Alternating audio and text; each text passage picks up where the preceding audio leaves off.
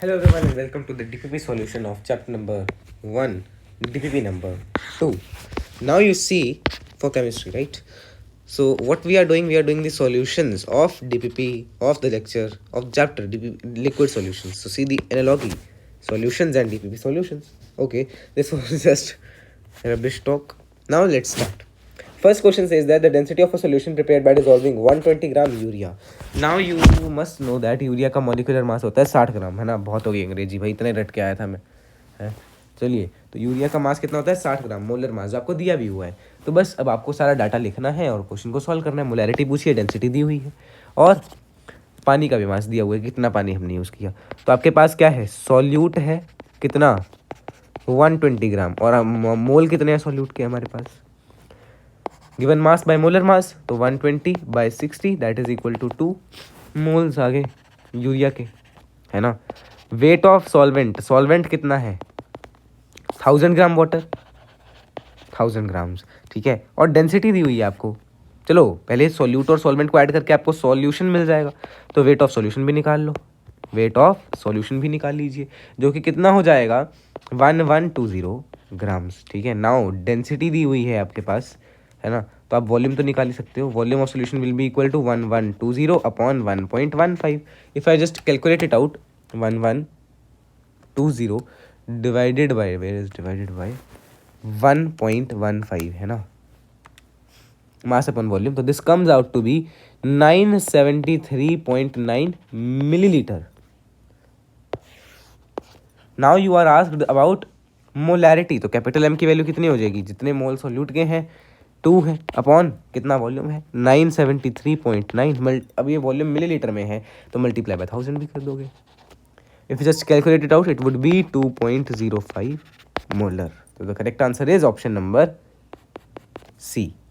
Checking भी साथ साथ करते जाएंगे. हाँ जी, अगला.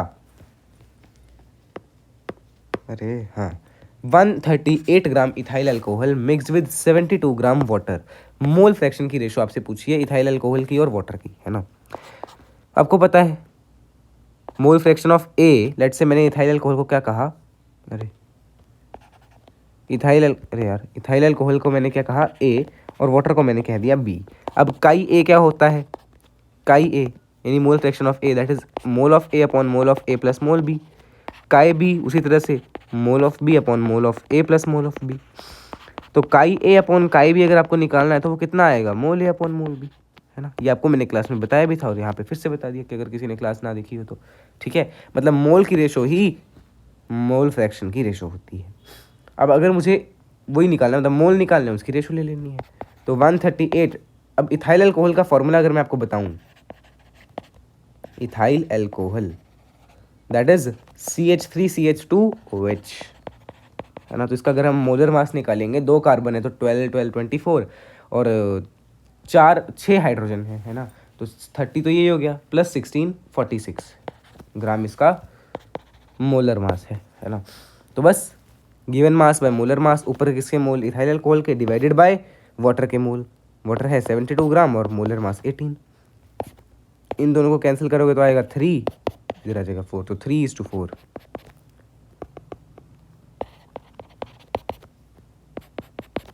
है ना. तो ये आपका बी ऑप्शन जो है आंसर है.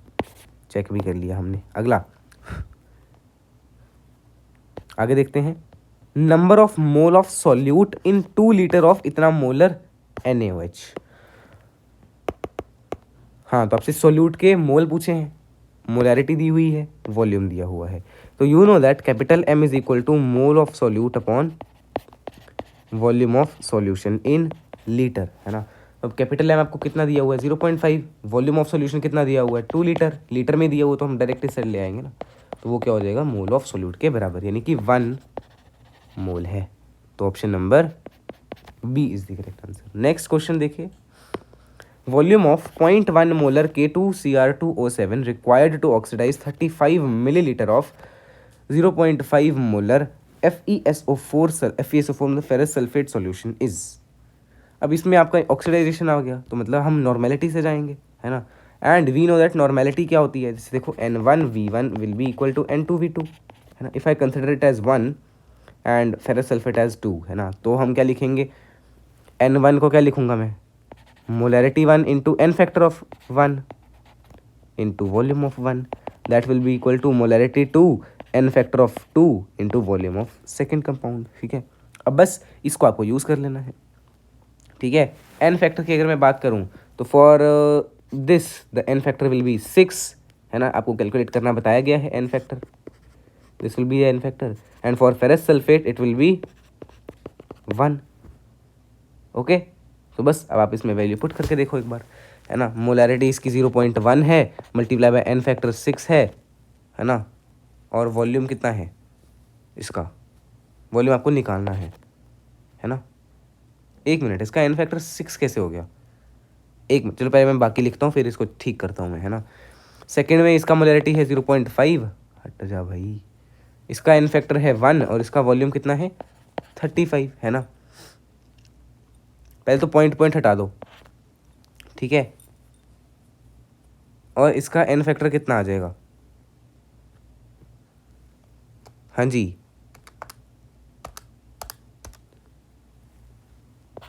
पहले तो मैं इसको अभी ऐसे लिख रहा हूँ ना, v is equal to n factor भी आएगा यहाँ पे, है ना, मैं चेंज करता हूँ अभी, एक मिनट रुको बस।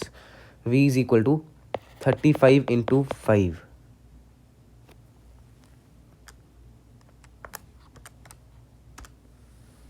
हाँ जी, तो इसका n फैक्टर, एक मिनट, अगर मैं 6 लेके देखूंगा 6 ही तो होता है ना। K2Cr2O7, एक मिनट, इसमें कितने आप रिलीज कर सकते हो K2Cr2O7 में से, कि अच्छा हाँ, इसका 6 ही हो जाएगा n फैक्टर 6 भी, है ना। इफ़ मैं 6 को उस साइड लेके जाऊंगा, 35 into 5/6, 35 multiply by 5 divided by 6, that will B 29.2, तो 29.2 यानी 29 millilitre is the correct answer. ठीक है, बी ऑप्शन। नेक्स्ट है, इसको भी चेक कर लेते हैं साथ में, बी ऑप्शन ही करेक्ट आंसर है। अच्छा, ये तो मैंने थर्ड को चेक कर लिया, है ना, तो थर्ड का भी बी ही था और फोर्थ का भी बी ही था। अब फिफ्थ क्वेश्चन देखते हैं। Question says that mole fraction of solute in benzene is इतना, फाइंड द मोलैलिटी। अब इसके लिए मैंने आपको क्वेश्चन फॉर्मूला बताया हुआ था कि मोलैलिटी का फॉर्मूला क्या होता है, काई सॉल्यूट अपॉन काई solvent into 1000 upon molar mass of solvent. It's not molarity, it is molar mass, तो मैं मोलर वेट ऑफ सॉल्वेंट ऐसे लिख देता हूँ, है ना। ठीक है, अब आपके पास मोलैरिटी निकालनी है। अब अगर if chi B is equal to 0.2 then chi A कितना हो जाएगा, 1 माइनस काई बी, बिकॉज काई ए प्लस काई बी कितना होता है, 1 होता है, तो उस फॉर्मूले से हमने ये लिख दिया। तो small M will be equal to 0.2 by 0.8 multiply by 1000 upon, क्योंकि ये बेंजीन में है सॉल्यूशन, तो बेंजीन का मास कितना हो जाएगा, C6H6 होता है ना, तो 72 अलग हो गया कार्बन का और 6 हाइड्रोजन भी तो है, तो 78 ग्राम पर मोल इसका मास है, मोलर मास। तो बस यहाँ पे 78 पुट कर देना, ये आ गया 4। इसको अगर आप कैलकुलेट करेंगे ना तो 3.2 will be the correct answer, A option. चलिए फिफ्थ का भी आंसर देखते हैं, ए ऑप्शन। अगला sixth question, it says that, एक minute, yellow black green blue red, तो अब रेड से शुरू करते हैं। If 36 gram of glucose, glucose का मोलर मास कितना होता है, साथ साथ में लिखते जाइएगा, 180 ग्राम पर मोल, है ना, इस present in 400 millilitre of solution. Molarity पूछी गई है, मोलैरिटी के लिए सबसे पहले तो मोल निकालोगे, तो मोल ऑफ ग्लूकोज कितने हैं, गिवन मास बाय मोलर मास, है ना। इफ यू कैलकुलेट इट तो ऊपर क्या आ जाएगा, 18/2 यानी 0.2, 0.2 मोल्स हो गए, है ना। Now mole upon volume multiply by 1000 because volume is in millilitre, है ना, this will be the capital M. तो if you just calculate it out, 2 को मैं नहीं हटा, पॉइंट हटा के, नीचे भी 3 0 ऊपर भी 3 0, ये हटा के, it will be 1/2, that is 0.5 molar. C option is the correct answer. Seventh question देखते हैं, let's see the seventh question now. How much millilitres of 1 molar sulphuric acid, देखो, कैन बी न्यूट्रलाइज। अब न्यूट्रलाइज आ गया मतलब फिर से आप क्या करोगे, नॉर्मेलिटी लगाओगे, है ना। 10 millilitre of 1 molar sodium hydroxide. अब अगर मैं बात करूँ सल्फ्यूरिक एसिड की H2SO4, तो उसका एन फैक्टर होता है 2 ना, एन फैक्टर कितना हो गया 2 हो जाएगा। और सोडियम हाइड्रोक्साइड का एन फैक्टर कितना हो जाता है 1 हो जाता है ना। अब आपको पता है, मैंने मान लो इसको मैंने मान लिया फर्स्ट, इसको मैंने मान लिया सेकंड सॉल्यूशन। तो N1, अरे यार बेबी का घर की क्या ये, N1V1 is equal to N2V2, ये वाला कंसेप्ट लगाओगे। अब N1 की जगह में क्या, मैं M1 into N factor of 1 into V1 that is equal to M2 into N factor 2 into V2, ये लगा सकता हूँ, है ना, नॉर्मेलिटी कंसेप्ट। ठीक है ना, आपको मोलैरिटी दोनों की दी हुई है ना, तो 1 मोलर है ये, तो 1 मल्टीप्लाई बाई इसकी एन फैक्टर कितना है 2 है ना, देखो।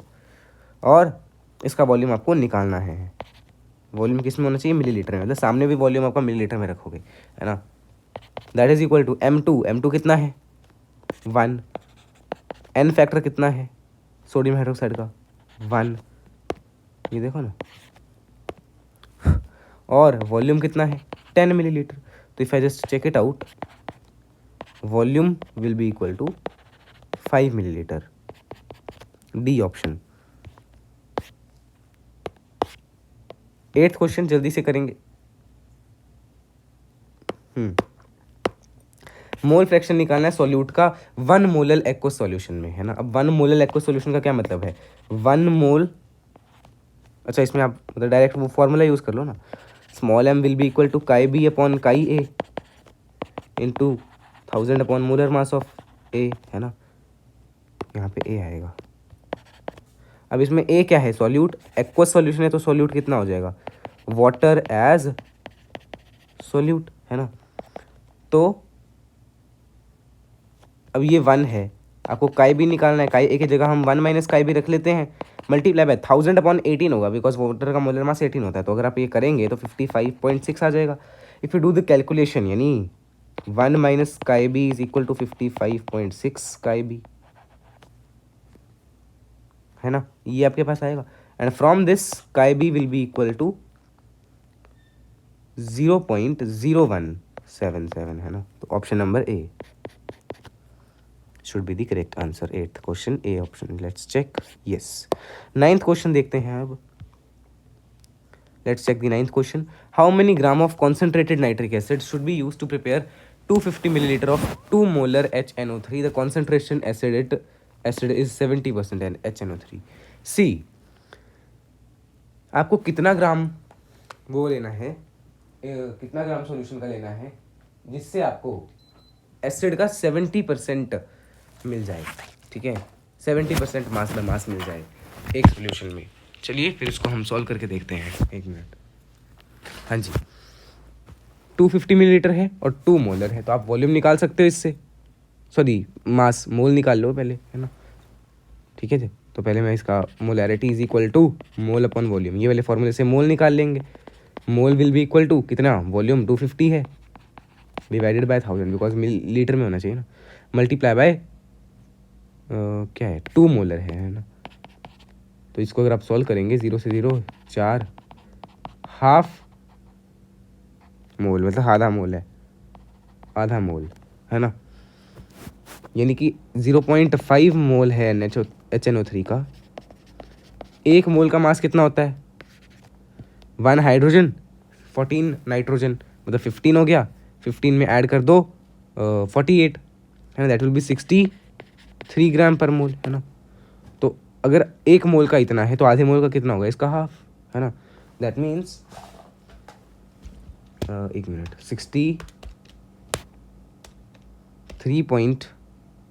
63 मल्टीप्लाई बाय 0.5, है ना, that will be 31.5, 63 multiply by 0.5, 31.5, यानी कि 31.5 ग्राम HNO3 है।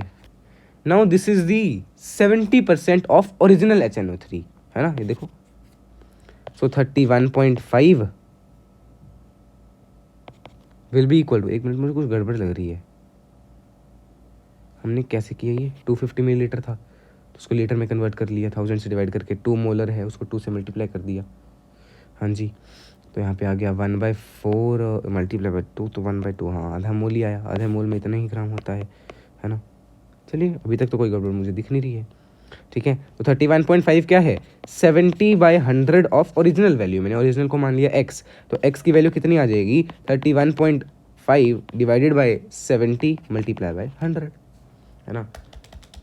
31.5 divide by 70 multiply by 100, that is 45, it comes out to be 45 gram. Option number सी,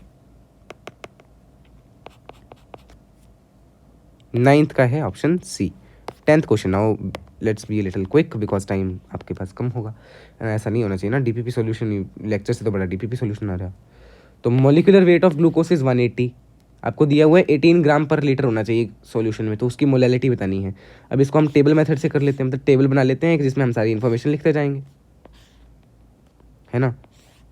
अब कई बार ऐसे क्वेश्चन आ जाते हैं जिनमें हमें कुछ चीज़ लेट भी करनी पड़ती है, चलो पहले वो भी मैं आपको बताऊंगा। यहाँ पे लिखो, देखो मैंने यहाँ पे लिख दिया है solute, solvent, solution, mass, volume and density. अब देखो आपको ये 18 ग्राम 1 लीटर में है, यानी वॉल्यूम ऑफ सॉल्यूशन कितना है, 1000 मिलीलीटर। 18 ग्राम सॉल्यूट का हो गया, है ना।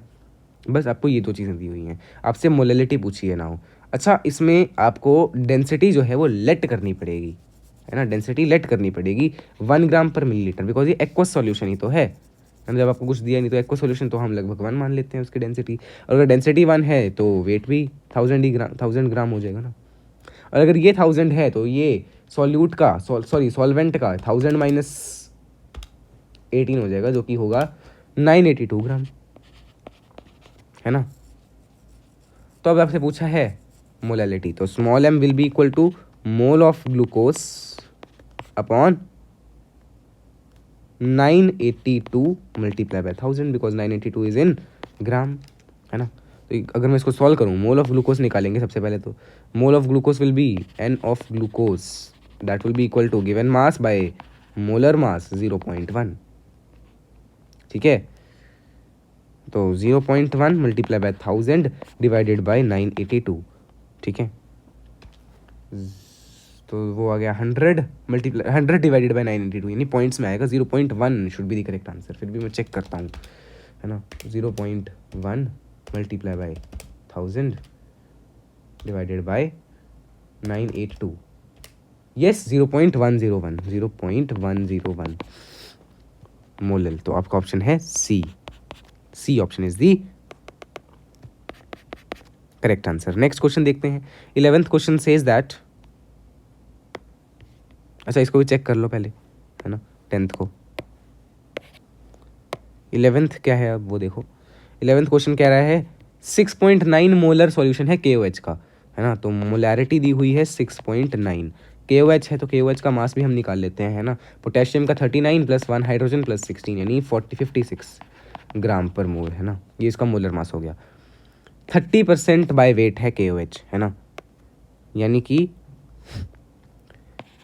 30 ग्राम KOH इन 100 ग्राम सॉल्यूशन। डेंसिटी बतानी है आपको। अब मोलैरिटी दी हुई है, that means 6.9 mole of KOH in 1000 ml solution, है ना। देखो आपको ये डिकोड कर मतलब पता होना चाहिए आप सबको हर चीज़ का, है ना। अगर 6.9 मोल है KOH का, दैट मीन्स कितना ग्राम हो गया, 6.9 मल्टीप्लाई बाय 56 ग्राम, यानी कि 6.9 multiply by 56 that is equal to 386.4 grams, ठीक है। इतना आपके पास है इन 1000 मिलीलीटर, है ना। 1000 मिलीलीटर में इतना है ना। तो अब इसको करोगे कैसे आपको क्योंकि डेंसिटी निकालनी है ना। तो डेंसिटी क्या होती है, मास अपॉन वॉल्यूम, वो आपको निकालना है। अगर 1000 मिलीलीटर में इतना ग्राम है, 100 ग्राम में इतना ग्राम है,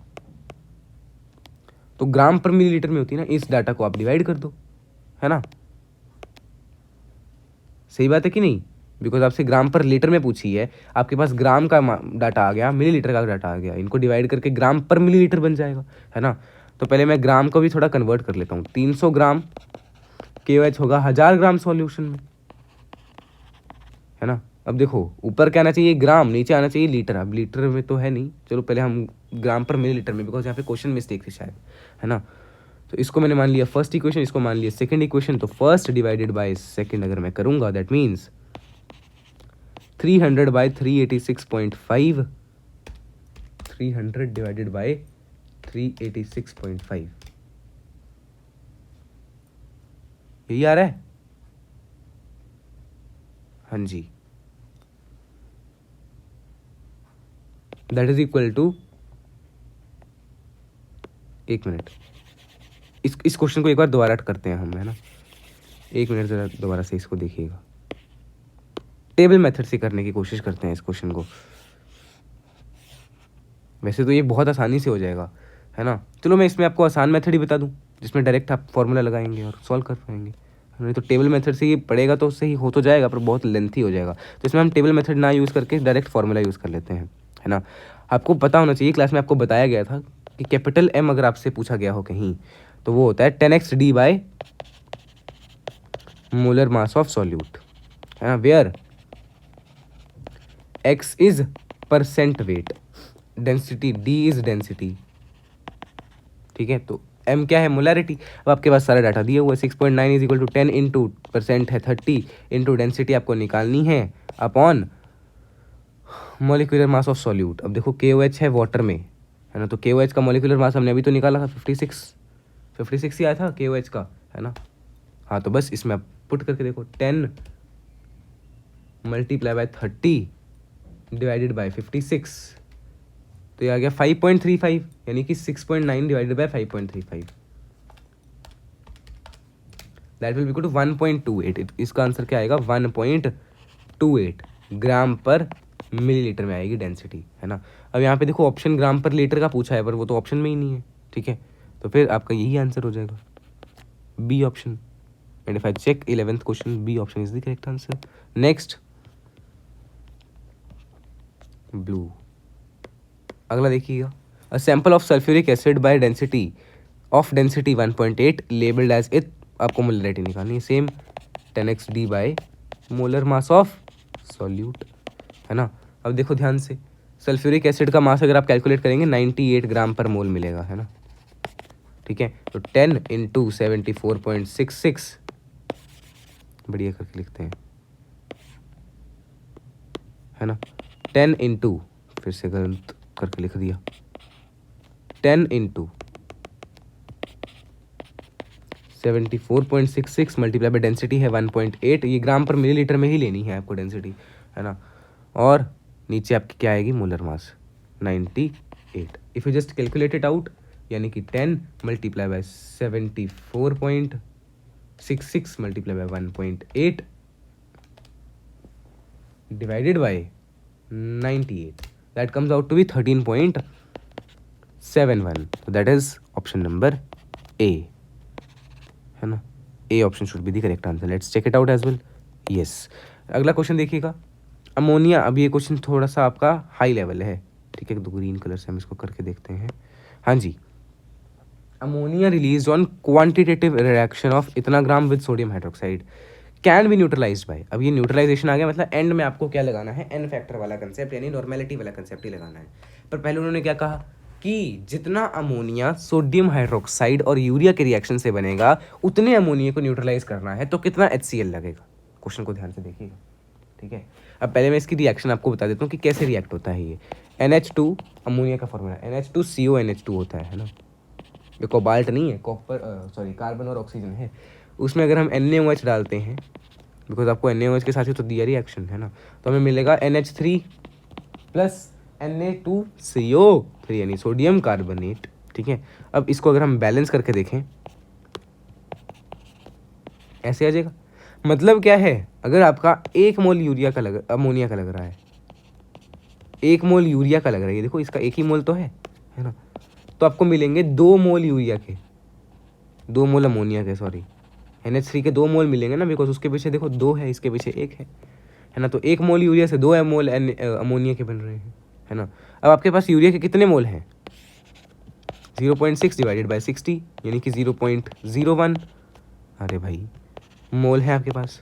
तो अगर इसके 0.01 मोल हैं, यूरिया के, तो ये 0.02 मोल बन जाएगा अमोनिया, है ना। अब अमोनिया का HCl के साथ रिएक्शन करवाना है, बिकॉज हर एक में HCl ही तो है ऑप्शन में, है ना। तो NH3 plus HCl, if you just perform this reaction you will be getting the NH4Cl, है ना, यही मिलेगा।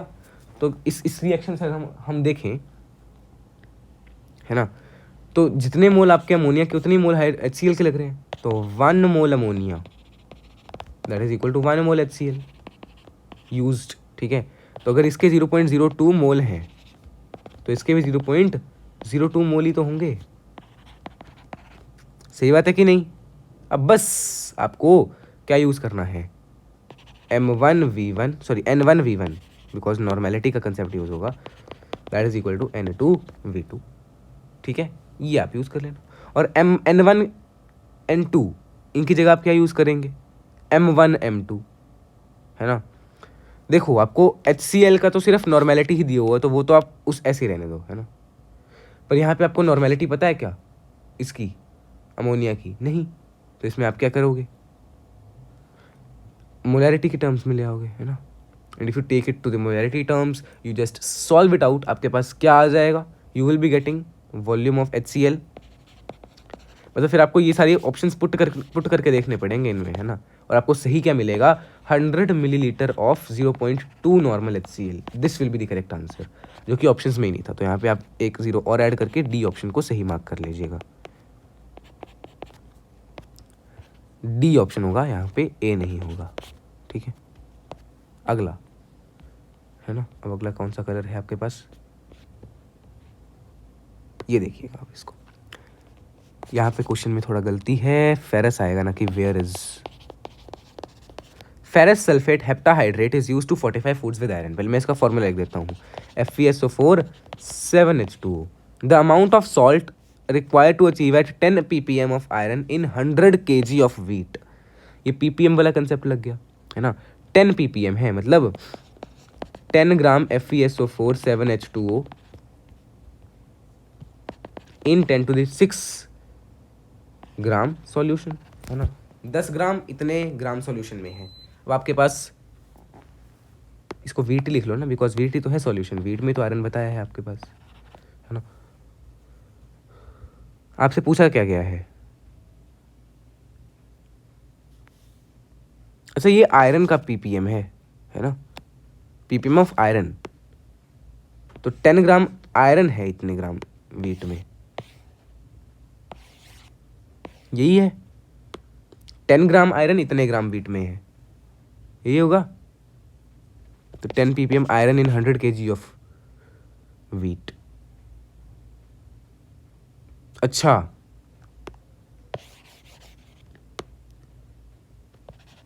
इन, अब देखो आयरन का मास कितना होता है 55.58, यानी 55.56 ले लीजिएगा, है ना। ऑफ कोर्स 56 आप इसको मान लेंगे, तो 56 प्लस 32 सल्फर का, प्लस ऑक्सीजन 4 है ना, तो 4 ऑक्सीजन का हो गया 64, प्लस 7 इंटू 2 यानी 14 हाइड्रोजन का हो गया, एंड 7 इंटू 16 अलग हो जाएगा, ऑक्सीजन 7 है ना, और तो 6 7 42, 6 7 8 9 10, है ना, 102 ही होगा क्या, 1 मिनट कहाँ गया, इसका मैं मास निकाल रहा हूँ, मोलर मास, है ना। तो 162 प्लस 7 इंटू 16 112 होगा, है ना। तो 112 plus 166 that will be equal to 278, तो ये 278 ग्राम पर मोल है ना, 278 ग्राम पर मोल, ठीक है। यानी कि अगर मान लो 278 ग्राम FeSO4 7H2O है ना, तो उसमें आयरन कितना है 56 ग्राम, 56 ग्राम आयरन है ना, सही बात है। अब आपको दिया हुआ है 10 ppm आयरन है, सही बात है, वो भी 100 kg वीट में, ठीक है। तो यानी कि 10 ग्राम Fe इन 10⁶ ग्राम वीट, सही बात है कि अगर आयरन का पीपीएम इतना है, दैट मीन्स 10 ग्राम, 10 पीपीएम का मतलब 10 ग्राम है ना। तो 10 ग्राम आयरन होगा 10⁶ ग्राम वीट में। तो अगर आप इसे आगे फर्दर सॉल्व करेंगे 10 ग्राम इन 10⁶ ग्राम वीट, है ना, 1 ग्राम आयरन कितने वीट में हो जाएगा? 1 ग्राम आयरन का क्या मतलब है, कितना ग्राम वीट हो गया? 10⁵ ग्राम वीट हो गया, है ना। आपसे उन्होंने दिया है 56 ग्राम आयरन है ना आपके पास एक मॉलिक्यूल में। आपसे पूछा कितने, इसका कितने ग्राम आ जाएंगे, तो 56 से डिवाइड कर दोगे इसको। 56 ग्राम आयरन है ना, तो 105/56 ग्राम वीट। अब वीट आपको दिया हुआ है 100 kg, तो इसको आप 100 से मल्टीप्लाई भी कर दो ना। तो एक बार करके देखते हैं, 105 डिवाइडेड बाय 56 मल्टीप्लाई बाय 100। कुछ गड़बड़ आ रही है क्या? There is some mistake. यहाँ तो आंसर कुछ और ही 180 कुछ आ रहा है। 14th का आंसर असल में तो 4 पॉइंट कुछ है, 4.9 कुछ। हाँ जी, क्या गड़बड़ हो गई यार? Amount of salt required to achieve 10 ppm iron in 100 kg of wheat. 100 kg wheat का है, उसमें आपको 10 एक मिनट,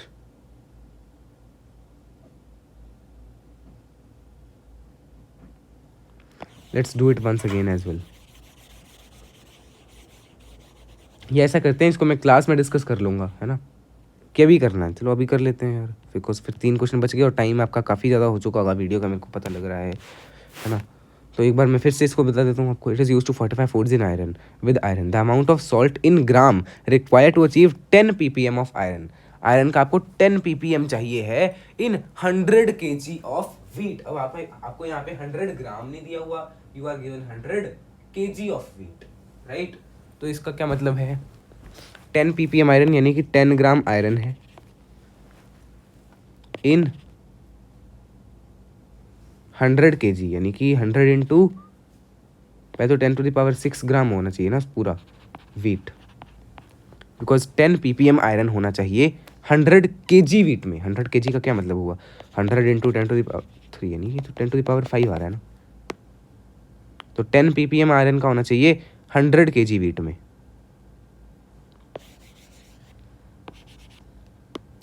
10 ग्राम आयरन है 10⁶ ग्राम FeSO4 7H2O में, है, बिकॉज 10 ppm है इसका। ये चलो ऐसा करेंगे, इसको हम अगली क्लास में डिस्कस कर लेंगे, बिकॉज अभी टाइम भी काफ़ी हो चुका है और ये मेरा दिमाग भी कम ही चल रहा है ना। So will be discussed in class, will be discussed in class. अगला देखते हैं, molarity of nitric acid in a sample. वही वाला, इसमें वही फॉर्मूला लग जाएगा, मास परसेंट दिया हुआ, डेंसिटी दी हुई है कैपिटल M। इसको मैं एक मिनट ऊपर चेक करूँ, ब्लैक के बाद कौन सा कलर है, येलो लिया ना। तो capital M will be equals to 10x d upon molar mass of solute. वही फॉर्मूला लग जाएगा, नाइट्रिक एसिड HNO3 63 होता है ना। तो 10 into 63 into 1.4/63, it will B 14 molar. It will be the answer. 15th question का आंसर होगा 14, yes. 16th question देखियो अब, है ना। 16th क्वेश्चन, चलो पढ़िए यार, अभी ये चार्जिंग ना खत्म हो जाए इसकी, है ना। 10.3 milligram oxygen dissolve in 1 litre of sea water, density इतनी है। Concentration of oxygen in ppm, ppm ही निकालना है इसमें भी आपको, है ना। तो 10.3 मिलीग्राम का क्या मतलब हुआ, इतना ग्राम इन 1000 मिलीलीटर सी वाटर। अब 1000 मिलीलीटर अगर सी वाटर का है ना, उसकी डेंसिटी आपको दी हुई है। तो अगर आप डेंसिटी से इसको मल्टीप्लाई करेंगे, बिकॉज आपको क्या निकालना पड़ेगा, इसका मास, है ना। तो density is mass upon volume. Volume mass अगर निकालना है तो वो होगा वॉल्यूम इंटू डेंसिटी, यानी कि 1000 multiply by 1.03, that will be equal to 1030 gram of sea water. अब आप बोलेंगे कि हमने मास पूरे सॉल्यूशन का क्यों नहीं लिया, मतलब ये पूरे सॉल्यूशन का मास कंसिडर करें कि सी वाटर का। इसको आप सी वाटर का ही कंसिडर करो, है ना, बिकॉज ये बहुत कम है as respect to sea water, है ना। इसको आप सी वाटर का ही मास कंसिडर करेंगे। आपसे पूछा ppm कितने हैं, तो 10.3 इंटू 10⁻³ इंटू 10⁻6 से मल्टीप्लाई करते हो ना, पहले तो मास of solute upon mass of solution, इसको आप सॉल्यूशन का ही मास मानेंगे, इंटू 10⁶। तो ये 0 से यहाँ पे 5 आ जाएगा, 2 बचेगा, है ना। तो if you just calculate it out, तो कैलकुलेट करके देख लेना, आंसर आ जाएगा 10, 16th का 10। 17th क्वेश्चन देखिए, last question for the today's lecture नहीं तो लेक्चर से भी बड़ा ही होगा मेरे ख्याल से, है ना। मोलैलिटी दी हुई है, एक्वस है ये, एक्वस डेंसिटी दी हुई है, आपसे पूछा मोलैरिटी निकालनी है, मोलैलिटी दी हुई है ना। अब small m is equal to 6.5, यानी कि 6.5 moles of KOH in 1000 gram water, है ना। अब इसका मतलब क्या है, 6.5 मोल का क्या मतलब है, KOH का मास कितना आप निकाल पाएंगे, है ना। 30 + 140 + 16 56 ग्राम पर मोल, है ना। तो 6.5 मल्टीप्लाई बाय 56 अगर मैं करूँगा 364 आ रहा है ना। 364 ग्राम KOH इन 1000 ग्राम वाटर, है ना। आपसे पूछा molarity in is X mole per decimetre cube. अब X mole per decimetre cube का मतलब हुआ per litre, because decimetre cube 1 decimetre cube is equal to 1 litre, ठीक है। इतना ग्राम KOH है 1000 ग्राम पानी में। अब आपसे पूछा है कितना मोल हो गया, पहले तो इससे आप पूरे उसका सॉल्यूशन का वो निकालो, इन दोनों को ऐड कर दो, 1364 ग्राम सॉल्यूशन हो जाएगा, है ना। अब अगर मैं डेंसिटी को मतलब डेंसिटी से डिवाइड कर दूँ, मास अपॉन वॉल्यूम निकालने के लिए मास अपॉन डेंसिटी करेंगे ना हम, W/D that will be equal to, mass कितना है 1364 डिवाइडेड बाय 1 पॉइंट, अरे यार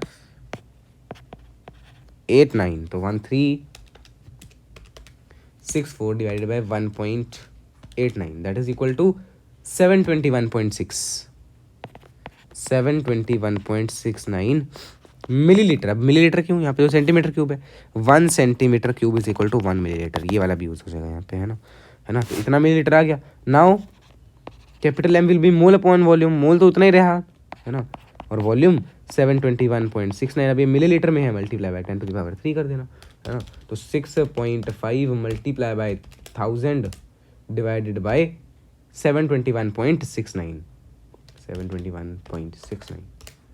that will be equal to 9। Let's check it out. Yes, तो एक क्वेश्चन हमारा रह गया 14th, वो हम डिस्कस कर लेंगे क्लास में अगले लेक्चर में, मतलब लेक्चर नंबर, ये चलो मैं इसको अलग से डाल दूंगा चैनल पे, है ना। चलिए फिर मिलते हैं अगले लेक्चर में, तब तक के लिए जय श्री कृष्ण, राम राम, सीता राम, राधे श्याम, श्रीमन नारायण, राम राम।